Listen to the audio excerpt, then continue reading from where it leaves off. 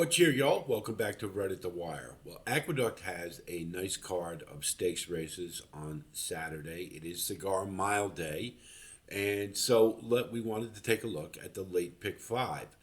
It comprises races 7 through 11, and it's a pretty decent sequence. There are some short prices that we probably have to stay on, but I think there's some value in a couple of the other races, so it might make for a pretty good ROI. Take a look at the first race. It's an allowance, non-winners at two, lifetime for 88,000. Seventh race on the card, run at a mile for 3-year-olds and up, a one-turn mile at Aqueduct, as we know. Looking at this field, it's kind of hard to get past Life and Times. Debuted with a really strong effort around one turn, and for Todd Pletcher, and it just seems like this one is they're gearing up for probably a stakes race next month, or perhaps even the Pegasus. But this is a logical spot to pass the next condition for Life and Times, and I don't see any reason to bet against him in this spot. It's a pretty good field. It's just Life and Times. If he rather runs back to that effort or improves off of it, they're all playing for second. So to me, this is a one of these Fisher cut bait kind of races, and I can't get past Life and Times. Just to name a couple others, Waitlist for Linda Rice is pretty logical. This is one that comes from off the pace, which might be a pretty good thing to do. Doesn't win enough for me, but a really solid performer. There's a lot of really consistent horses in here. They just don't win a whole lot. So Waitlist, I think, is one you certainly probably want to use more for your exotics and underneath. Butter, we could probably say the same thing. I'd like is now coming in second off the layoff and ran a pretty decent race last time. And if it builds off of that, then should be competitive here. And again, I think as a horse coming from off the pace, I like for underneath, and you'll probably get a halfway decent price. Now, the next couple we're going to sort of roll the dice a little bit with, because when you have a horse like Life and Times in this race, you got to find some value underneath, right? Well, I don't want to go to Dreamlike because Dreamlike's going to be a pretty short price. And, this is one that was up for a tag a couple races back for 50,000. They claimed him. Linda Rice has. And, immediately dropped out of the stakes company, dropped back into starter allowance. So this is kind of a step up, I think, for a horse who really hasn't panned out. And I just think that he kind of turns into a wise guy horse at this point. I don't want any part of, so I'm going to let go. Filoso, kind of same thing. This is a horse I had a little bit of interest in at 3 years old, but just has not panned out, and I'm not going to go with either of them. But, excuse me, when you look at my Matoli, one thing you can say is this horse has back class. He's run against quite a few of the better 3-year-olds and has acquitted himself okay, has held his own. Looks to be coming to this race in okay form. So, he's a horse I'll throw in there, maybe give another shot, and trying to find one off the beaten path, if you will, who offers a little bit of value, who has the chops to give Life and Times a run for his money. So, we'll throw in my Matoli. Playa del Mar is a leap of faith. It's Bill Mott and Junior Alvarado. This is a first-time gelding and has been off for a while, so I think there's been plenty of time for that to take effect. It is interesting to me that this horse kind of looked like he was on his way a bit, although not spectacularly. It's just kind of a weird thing. You don't see Bill Mott geld too many horses. But I think putting Junior on this horse kind of gives an indication that maybe they're happy with the way he's been training. His work tab is fine. It always is for Bill Mott. I just wonder if maybe this is gearing him up for another race or whatnot. Generally, Bill Mott's coming off the bench. Usually need a race, and more often than not, they go into an allowance race. So I think this is kind of a wait and see. But I am willing to kind of take a chance with at a decent price. You don't get Bill Mott at a price too often, and this is the kind of race. that you're really looking for prices underneath. So I'll throw Playa del Mar in there. So to start the sequence, I think we got a pretty simple single. For me, it's going to be Life and Times in the seventh. Second leg of the sequence is another New York Stallion Series stakes race for the fillies. We have two of them in this sequence, and one for the boys, one for the girls. Both run. This is race 8. It's run at 7 furlongs for 2-year-old fillies, and both of them are pretty much the same. They've got big fields. Um, you could honestly say that a lot of these. I mean, I think it's safe to say that in both cases, both races, uh, that these fields have been padded to perhaps try to add a little more intrigue or a little more excitement into it, and that's fine. But there's really only a couple, I think, that are serious candidates to win this race.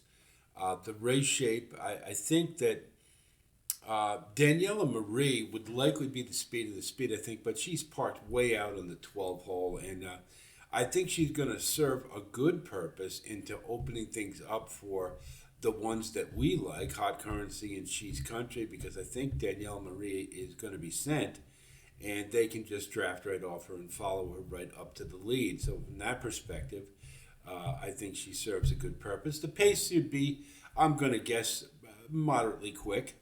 Let's not say lightning fast, but pretty quick. It is December after all. I don't know how much difference that makes, but it's a big field. And I didn't really see anybody except Braver Than You Believe, who I did like her last race. I thought it was a very game effort. She did show some good resolve in the stretch, holding off a late runner, and showed a good turn of foot. Was a very professional win, I thought, and certainly has the right to move forward. Only thing we got to worry about, as we always do with fillies, particularly at 2 years old, is a lot of them run big races to start and then fall off a cliff the next one. Uh, and we'll just have to see. But we can't hope, we can't expect it necessarily, and I just assume Braver Than Believe will take another step forward. And if she does, she's a very solid contender in here. Fancy Lights, I like a lot. I saw this one is 2 for George Weaver, and they're both going from turf to dirt and route to sprint. I liked what I saw from Fancy Lights. I thought it was a professional effort last time, and just to me has all the markings of a horse who's going to really take the dirt, and the cutback should really help. She's Country, I think you can say the same thing with the Rod Ortiz aboard, and she's my pick to win. I just love a horse who comes off a layoff, albeit a short one, with a career high Brisnet figure, albeit on turf at a mile, but cutting back route to sprint. I think this should be a good race for She's Country, provided she takes the dirt. I'll assume George Weaver wouldn't put them in the race if they couldn't run on dirt, if he wasn't confident they could. And their pedigrees say they probably can. So I like Fancy Lights and She's Country, but She's Country I like a little bit more. It's mainly because of that career high speed figure coming off the bench. I think that means the next start should be another move forward. And if that's the case, She's Country should win this race. And again, I think Daniela Marie will be key to that by opening a lane to get where She's Country needs to be early on, and may negate any problems that might be had with the 11 hole. Hot Currency for Linda Rice is pretty logical. I like the fact, it's really interesting that Hot Currency seemed to have a problem with patience and with marshaling her speed. She was very keen in her first 2 starts. They put blinkers on her, and what do you know? She learned how to relax and ran a much more professional race, and it seems to have done the trick. And it doesn't hurt that you've got Flavian Pratt aboard and has stayed aboard for a couple of starts for Linda Rice. So Hot Currency, I think, makes a lot of sense here as well. We're going to go with She's Country, but this is a race that I think you need to spread.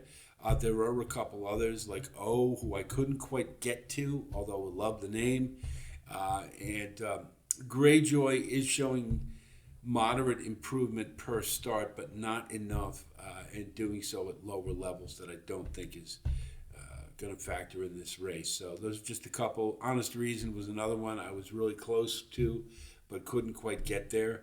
And so I think these four are the ones that we definitely want to consider in what is going to be a pretty contentious race, and I think it's a very good betting race.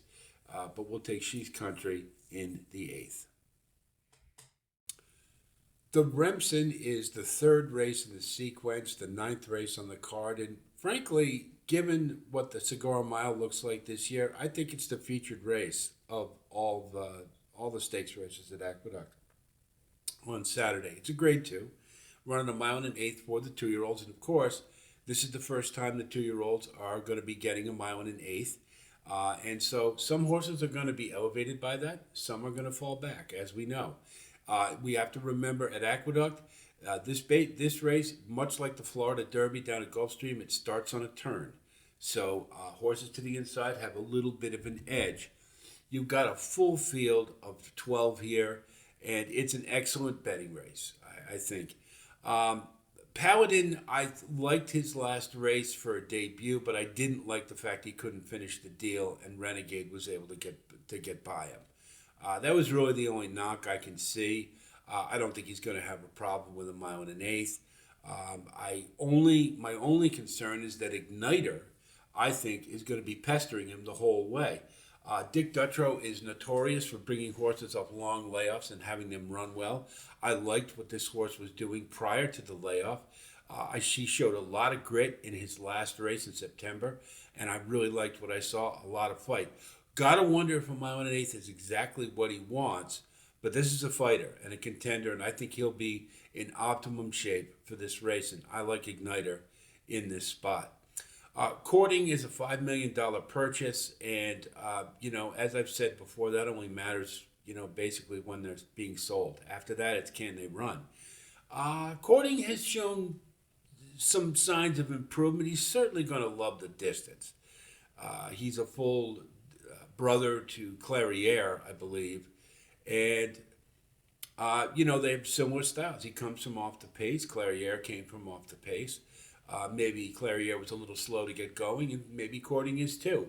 Could he vault forward given the distance and the race shape? Sure, he could, but looking at this race, I think it's going to be run more on the front end, and that, given the fact Courting's been a little slow to get going, I'm kind of thinking he's more for under, but I do like him. I think he absolutely needs to be used in this race for sure. Probably Dreaming is just a good competitor, and I just like better than Talkin'. Honestly, Talkin', the last two races have been mirror images of themselves, and that tells me this isn't a horse who's necessarily progressing. Probably can get underneath in this race. I wouldn't blame you at all if you want to use, but I just can't see it. I like to see progression. I like to see the potential for progression as well. And that's the reason for me Talkin'.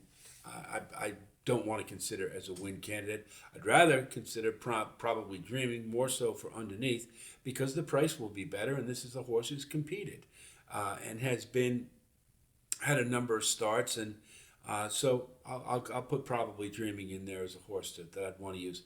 Chambersville, I don't think he's going to win this race, but Kenny McPeak, you never can figure the guy out. He's been doing a lot of this year, dirt to turf, turf to dirt. Chambersville needs to get a hell of a lot faster, but you just never know with Kenny McPeak, so I'm throwing him in there. Not going to use him on the pick 5 ticket, but I will use him underneath and possibly as a wild card type of horse. But no, he's not a win candidate. I settled on Renegade. I liked what I saw. I like this is a horse that's progressing. The tab is a little questionable, but it's Todd Pletcher, and I don't think he'd put this horse in the race, especially with Paladin as his other charge, and along with I believe it's Courting. I just don't think he'd put him in this race unless he was ready to go. I don't believe Todd Pletcher would do that. So I think he'll be fine at a mile and an eighth. So he's my pick to win this race. I think it's going to be a very well contested race. I think the race shape is going to be really important, especially for courting. But he's kind of the wild card here. He could very well sprout wings in this race and finally burst forward. I could certainly see it, but I'm going to go with Renegade because it seems to me he's a little more along right now, and the numbers bear that out. So, excuse me, I will take Renegade in what should be a very well contested Remsen. Fourth leg of the pick five is the featured race. It's, of course, the Cigar Mile. It's a grade two, 10th race on the card, running a one turn mile for 3 year olds and up. For what may be the last Cigar Mile at Aqueduct, I would have hoped they could have got a little bit better field than they have. But to me, this is pretty much, I think this is the best bet of the day, let's be honest. Phileas Fogg is my pick to win this race. If you look at the rest of them, he owns a distinctive class edge, a speed figure edge, and for those of you who are thinking about Bishop's Bay, just remember, Bishop's Bay, they've taken quite some time moving along to get into graded stakes, and I think there's a reason for that. I think this is a horse who's a pretty good horse. And he brings it every time, but it's never good enough. It's not at the, well, I won't say that, but it's not top tier. Phileas Fogg has proven himself in graded stakes races. They have been at farther, that's true. And the last couple, the form's been a little dull going into the stretch, and that's exactly why I think Gustavo Rodriguez is running this horse here.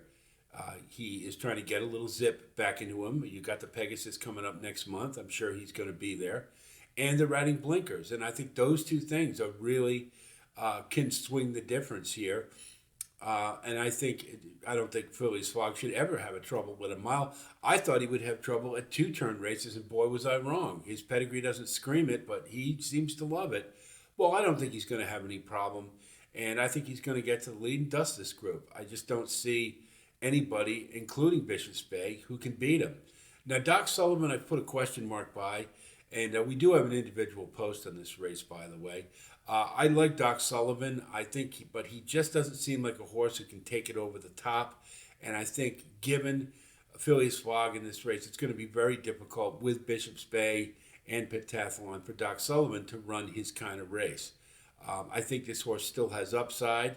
And he would probably be, in many respects, my second choice if he runs. But I've heard he is going to scratch. He will be a use. He certainly will be if he comes in this race. Like the race from Pentathlon last time for Shug McGahee, we know he brings him along slowly. But do note, the first time out maiden win for Pentathlon is still his highest speed figure. He has not gone past it. He would need to in this race to beat Phileas Fogg. He also is going to be a little bit of a tactical disadvantage, as they all are, because I think Phileas Fogg's going to be on the lead. He's going to be awful tough to catch. And I don't see anybody in here who's really going to want to gun it, with the exception perhaps of Mika, that's going to slow Phileas Fogg down. So Pentathlon horse for underneath, sure. Absolutely, but I couldn't go on top. Talked about Bishop's Bay. I just don't think he's good enough to win this race. That's it. He's going to run his race. Probably won't finish second, but I just don't see using both Phileas Fogg and Bishop's Bay when I think Phileas Fogg has a clear edge in this race. So Bishop's Bay certainly one to use, but more for the underneath, for the exotics and whatnot. Crazy Mason, as I said in my individual post in this race, I hate this horse. I don't like him. I hate horses like this who come way from the clouds and are pace dependent, need everything to go their way in order for them to perform. And I have a bias, I'll admit it. He took the Carter handicap away from me when I had Quince Brew, and so I'm probably still a little steamed about it. But nonetheless, this is a horse I think is better at 7 furlongs than he is necessarily at a mile. I think it may sap his closing kick a bit. And yes, can he still get into the money? Of course.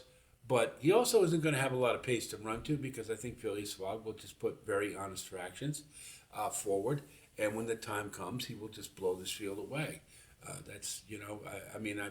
don't often speak in those terms, but I'm very confident and Phileas Fogg is the pick in the Cigar Mile.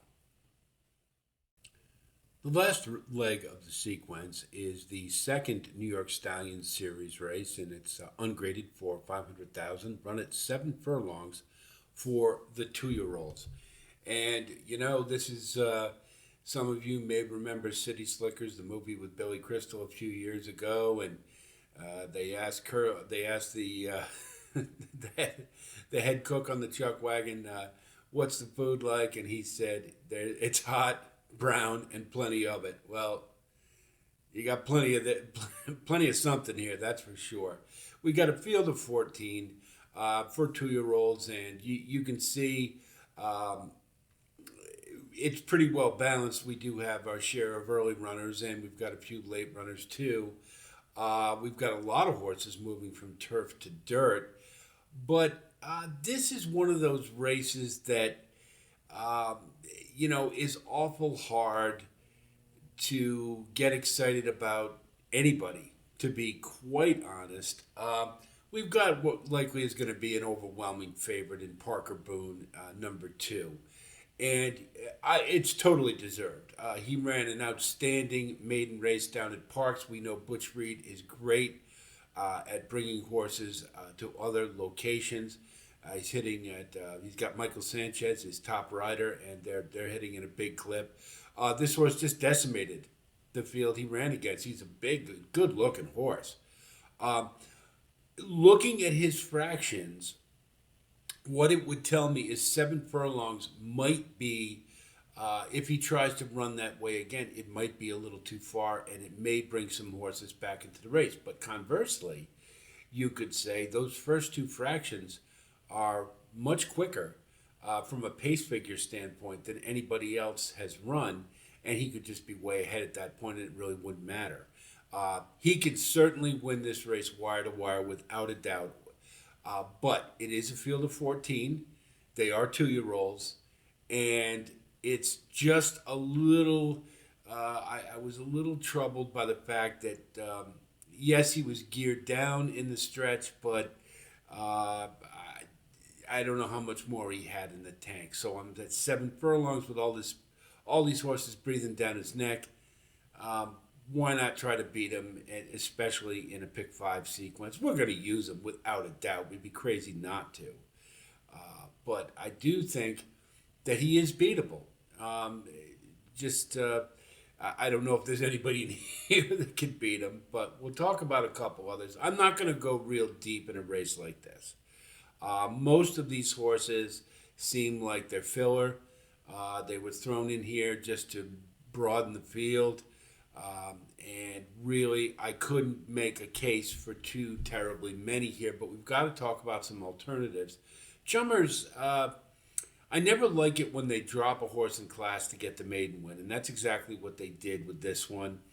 But wasn't too bad in the last race, and I think he's got enough. I see enough there that perhaps.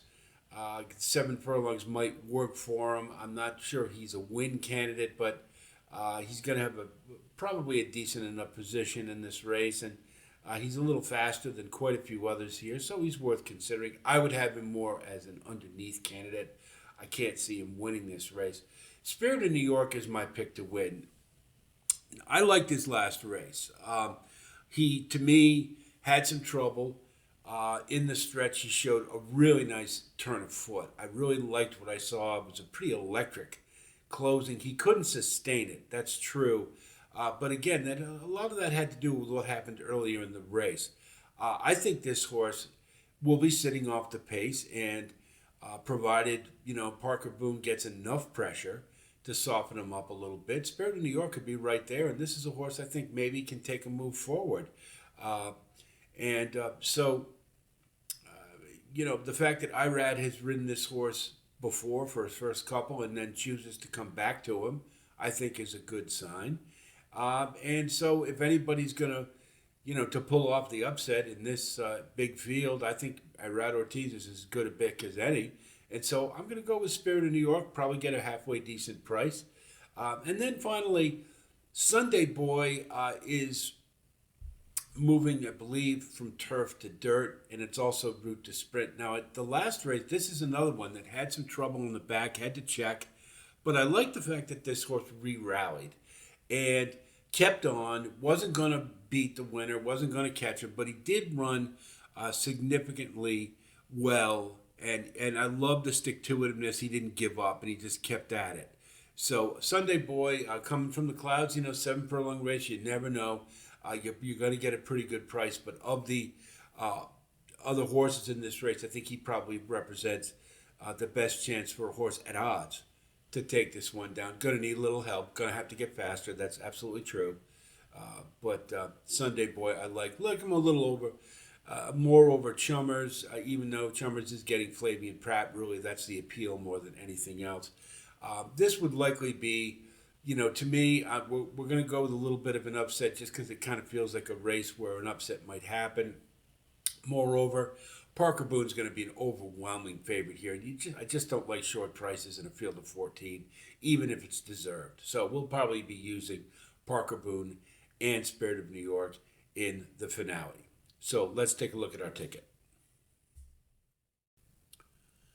So let's take a look at our ticket, and we see that it's a pretty, in my opinion, looking at all 5 races, this is a pretty chalky sequence, save for the middle legs, leg 2 and leg 3, the New York Stallion Series for fillies, and the Remsen. I think those are the 2 best betting races, but the other 3 pretty short priced. With the leg 5 we'll talk about a little bit, but this is the kind of sequence where, to me, because you've got a couple, I think, really solid singles and maybe 3 to a certain degree, if you count Parker Boone in the last race, you can put a higher priced ticket with all your best bets or your best selections for all 5 races. Because it's going to be, you don't have to spend a lot of money in this sequence, and you don't want to because it's going to be pretty chalky. So, just food for thought there. Anyway, leg 1, race 7, the allowance race. I think it's Life and Time's race to lose. So we're either out or we're on our way. One of the two, and I like it to have a single in the first race, and I don't think anybody's going to beat Life and Times. Seems a very logical place for him to go, following a really solid maiden win, and I don't think there's anybody who can contend with him if he runs back to that race. Leg 2, race 8. This is the best betting race in my opinion. We're going to spread with 2, 10, and 11. I like the 2 George Weavers the most. She's Country being a little bit more of a preference over Fancy Lights rather. But I think that's a really good race.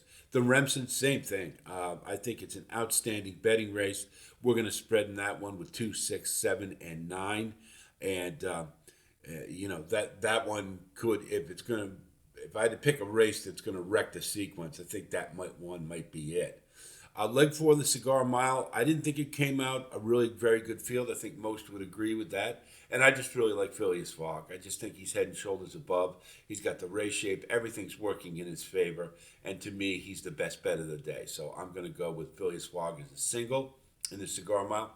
Now, leg 5, race 11, a little more problematic because you do have a very heavy favorite in Parker Boone, who, we had a great maiden run. But now it is at 7 furlongs, and I did note, because of the pace fractions, that this horse was a little lacking in that final fraction, and now you're stretching out a little bit. So it's enough that I can try to beat. And I like Spirit of New York as my primary selection. Parker Boone can certainly win the race, has good post position.